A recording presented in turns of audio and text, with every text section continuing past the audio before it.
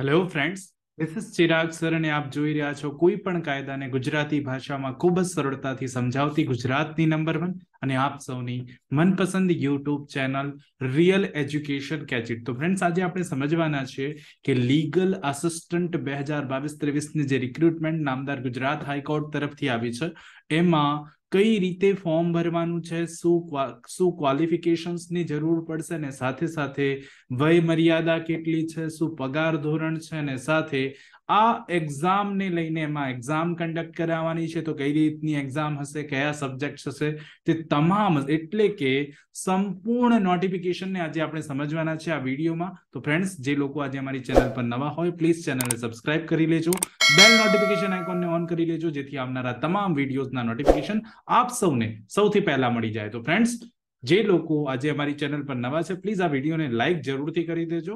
સાથે સાથે ફ્રેન્ડ્સ, આ વિડીયો જે છે ને એન્ડ સુધી જોવા માટે પ્રયત્ન કરજો જેથી આપ સમજી શકો કે શું છે આ નોટિફિકેશનમાં ને આપના દરેક પ્રશ્નનો આન્સર લગભગ ત્યાંથી આપ સૌને મળી જશે. તો ફ્રેન્ડ્સ, બિલકુલ સમયને નહીં બગાડીએ, જલ્દીથી જલ્દી સ્ટાર્ટ કરીશું.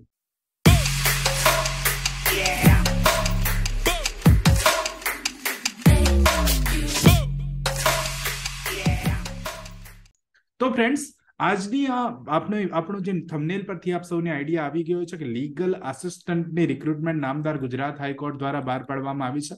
તો લીગલ આસિસ્ટન્ટની વાત કરું તો બહુ સિમ્પલ વાત અહીંયા કરવામાં આવી છે. લીગલ આસિસ્ટન્ટમાં જે એડવર્ટાઇઝમેન્ટ છે એમાં starting date submission of online application જે છે 15/12/2022 થી સ્ટાર્ટ થઈ જશે ફોર્મ ભરાવાના, અને જે લાસ્ટ ડેટ છે ને બહુ જ ઇમ્પોર્ટન્ટ કે 31/12/2022 એટલે કે લગભગ 16 દિવસનો સમયગાળો આપવામાં આવ્યો છે. અહીંયા 16 દિવસમાં ફોર્મ જે છે આપ સૌએ સબમિટ કરવાનું છે.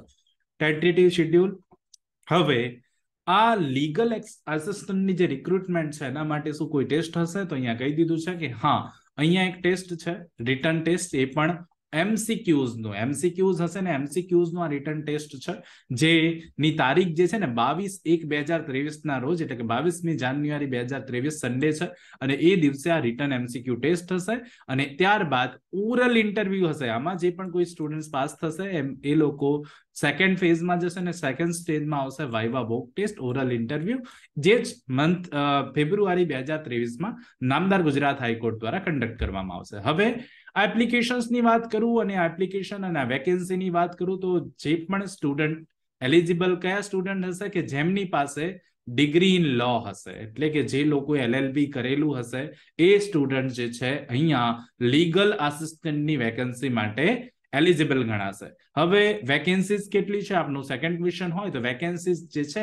28 વેકેન્સીઝ છે ફ્રેન્ડ્સ, 28 જગ્યાઓ છે અને એ પણ ફિક્સ રેટ પર, ફિક્સ જે છે પગાર ધોરણ પર, અને ફિક્સ પગાર પર મંથ 20,000 રૂપિયાના નક્કી છે. અને ફ્રેન્ડ્સ, 20,000 રૂપિયા અહીંયા પર મંથ જે છે પ્યોરલી એડહોક અને કોન્ટ્રાક્ચ્યુઅલ બેઝિસ પર, કોન્ટ્રાક્ટ બેઝ પર આ 20,000 રૂપિયા પર મંથ, અને એ પણ ઇનિશિયલ પીરિયડ ઓફ 11 મંથ, 11 મહિનાના કરાર પર આ રિક્રુટમેન્ટ કરવામાં આવશે ફ્રેન્ડ્સ. અને જે ટાઈમ ટુ ટાઈમ એક્સટેન્ડ થઈ શકશે અને એમાં મેક્સિમમ પીરિયડ ઓફ 3 years, 3 વર્ષ સુધી અહીંયા ડાયરેક્ટલી કહી દીધું કે 3 વર્ષ સુધી આ એક્ઝામ જે છે એમાં જે પણ કે 3 વર્ષ સુધી જેનું પણ રિક્રુટમેન્ટ થશે, જે પણ કોઈ સ્ટુડન્ટ પાસ આઉટ થઈ જશે, 3 વર્ષ 11 મહિનાના કરારની આ જોબ ફિક્સ 20,000 રૂપિયા પણ 3 વર્ષ સુધી એક્સટેન્ડ થઈ શકશે, મેક્સિમમ 3 વર્ષથી વધારે નહીં. હવે એલિજિબિલિટી ક્રાઇટેરિયામાં જોઈએ તો એજ લિમિટ શું છે એ 35, 18 થી વધારે અને 35 થી ઓછી એજ લિમિટની વાત છે અને એ પણ 31/12/2022 થી ગણવાનું રહેશે એજ લિમિટ. હવે ફ્રેન્ડ્સ, એજ્યુકેશનલ ક્વોલિફિકેશન શું રહેશે? તો degree in law from any university in India. તો અહીંયા લોનું ગ્રેજ્યુએશન મેં કીધું એ પ્રમાણે LLB કરેલું હશે અને સાથે સાથે બહાર કાઉન્સિલ ઓફ સ્ટેટમાં પ્રોવિઝનલી એનરોલ થયેલા હોય તો પણ ચાલશે. ઇટ મીન્સ કે એનરોલ થયેલા હોવા જોઈએ. જે પણ કંઈ એડવોકેટ છે એ બધાએ એનરોલમેન્ટ એટલીસ્ટ કરાવેલું હોવું જોઈએ, ડિગ્રી ઇન લો અને એનરોલમેન્ટ એઝ એન એડવોકેટ હોવા જોઈએ. પ્રોવિઝનલી હશે તો પણ ચાલશે. ત્યારબાદ બેઝિક કમ્પ્યુટર એપ્લિકેશન અથવા તો કમ્પ્યુટર ઓપરેશનનું નોલેજ હોવું જોઈએ જેમ દરેક એક્ઝામમાં હોય છે. અને એક્વાન્ટન્સ ઓફ વર્નાક્યુલર લેંગ્વેજીસ, એટલે કે અહીંયા એવું કહી દીધું કે ગુજરાતી લોકલ ભાષાનું નોલેજ હોવું જોઈએ. લોકલ ભાષાનું નોલેજ નહીં હોય તો નહીં ચાલે, કહી દીધું છે આપણને. So, a bit important part. It may be noted to all concerned that the existing legal assistant holding appointment order for 11 months or more pursuant to earlier recruitment process will neither be eligible nor required to appear in this selection process. અગાઉ જે લોકો select થઈ ગયા હતા એ લોકો અહીંયા apply નહીં કરી શકે કે એમને એપિયર પણ નહીં થઈ શકે, અહીંયા ડાયરેક્ટલી કહી દીધું છે. હવે reservation policy shall not apply appointment contractual basis पे ટેન્યુઅરની વાત કરીએ તો ટેન્યુઅર માટે legal assistant shall be appointed. મેં અગાઉ પણ વાત કરી દીધી 11 મંથના કરાર બેઝ પર આ રિક્રુટમેન્ટ છે ને એક્સટેન્ડ થઈ શકશે છે, એ પણ 3 વર્ષ સુધી મેક્સિમમ, એનાથી વધારે એક્સટેન્ડ થઈ શકશે નહીં. The appointment may be terminate by either side by giving 1 month notice. 1 મહિનાની નોટિસ આપ્યા બાદ શું કરી શકાશે? ટર્મિનેટ પણ કરી શકાશે. આ નિયમો છે જે બહુ આપણને અત્યારે ખ્યાલ નહીં રાખો તો પણ ચાલશે. રેમ્યુનરેશનની વાત કરું તો 20,000 રૂપિયા પર મંથ મળવાના છે આપ સૌને એઝ અ ફિક્સ રેમ્યુનરેશન, એટલે કે ફિક્સ વેતન છે એ 20,000 રૂપિયા અહીંયા મળવાનું છે, ધ્યાન રાખજો. ફીઝ એન્ડ મોડ ઓફ પેમેન્ટની વાત કરું તો 500 રૂપિયા ફીઝ છે અને એ પણ બેંક ચાર્જીસ પણ હશે સાથે સાથે ને પ્રિન્ટ એપ્લિકેશન પે ફીઝ જે છે ઓનલાઈન આપ જશો તો આપને ત્યાં જોવા મળશે ને SBI e-pay થી પણ આપ HC ઓજસ પોર્ટલ પરથી ફીઝને ભરી શકો છો. ત્યારબાદ આપ એને ઓનલાઈન પેમેન્ટ અથવા તો ચલણથી પણ ઓફલાઈન જમા કરાવી શકો છો ફીઝને. આ બંને ઓપ્શન આપવામાં આવે છે ને રિસિપ્ટ મળશે, રિસિપ્ટ આપે સાથે રાખવાની છે. કેશ ચલણથી ભર્યું હોય તો ચલણની કોપી જે છે આપે સાથે રાખવી પડશે. બે વસ્તુ આપણે વાત કરી.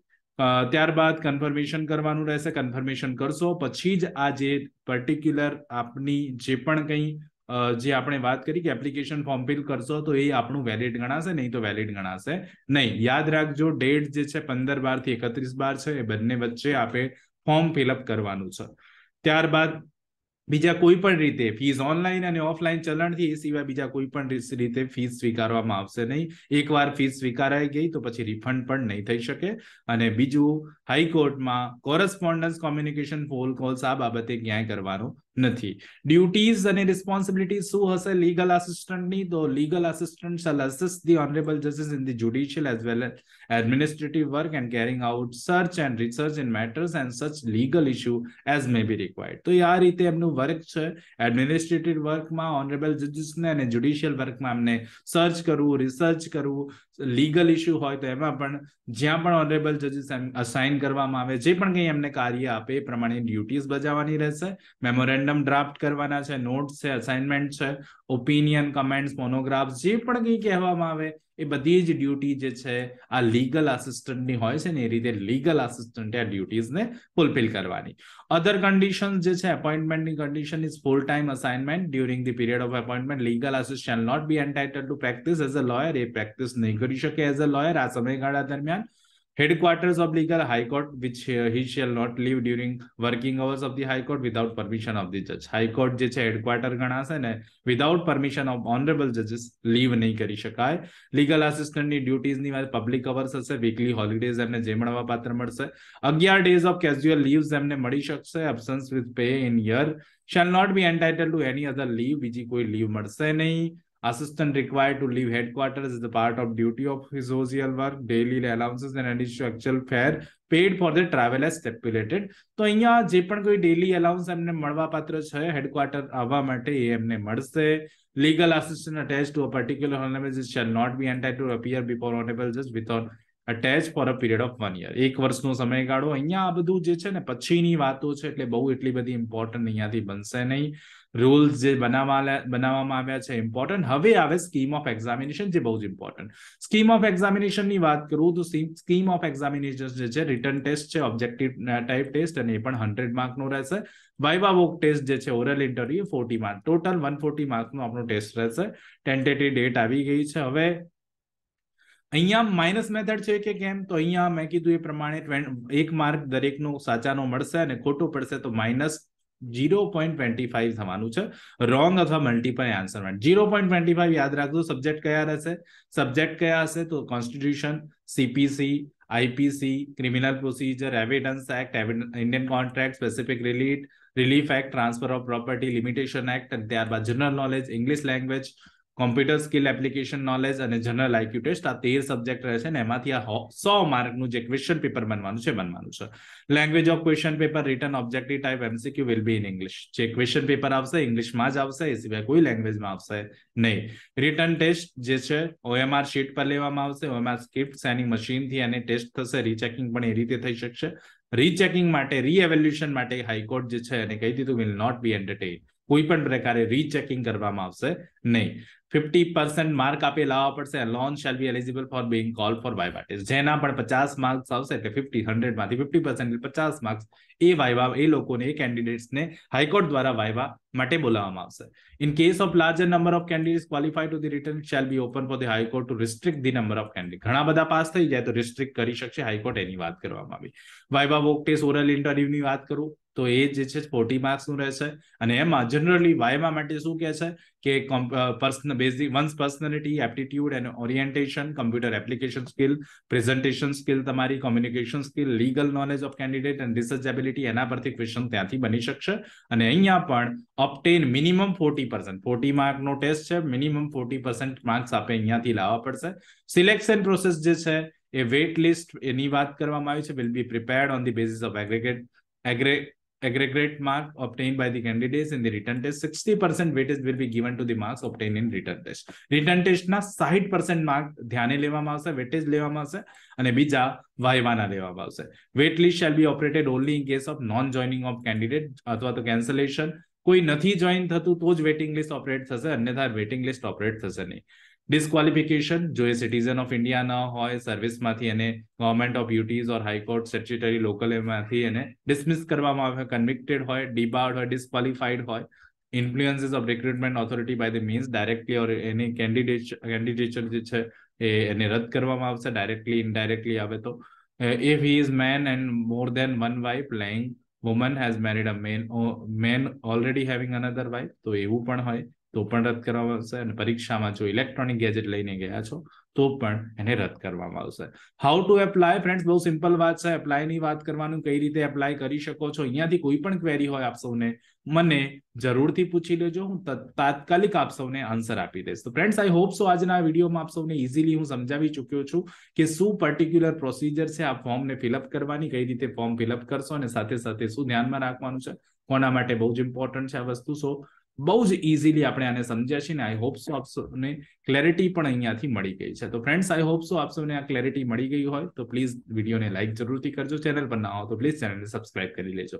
ફ્રેન્ડ્સ અમારી સાથે જોડાવા માટે ફેસબુક, ઇન્સ્ટાગ્રામ, ટ્વિટર અને ફેસબુક, ટ્વિટર અને જે પણ કંઈ સોશિયલ મીડિયા છે બધાની લિંક નીચે ડિસ્ક્રિપ્શન બોક્સમાં આપેલી છે. આપ ત્યાંથી અમને ફોલો કરી શકો છો અને અમારી સાથે જોડાઈ શકો છો. તો ફ્રેન્ડ્સ આ વિડીયોને બને તેટલા દરેક સ્ટુડન્ટ સાથે આપ શેર કરજો, લાઈક કરજો, કોમેન્ટ કરજો. ફ્રેન્ડ્સ આવા જ નવા વિડીયો સાથે ફરીથી બહુ જલ્દી મળીશું. ત્યાં સુધી જોતા રહો અમારી ચેનલ રિયલ એજ્યુકેશન ગેજેટ. ખૂબ ખૂબ ધન્યવાદ, ખૂબ ખૂબ આભાર.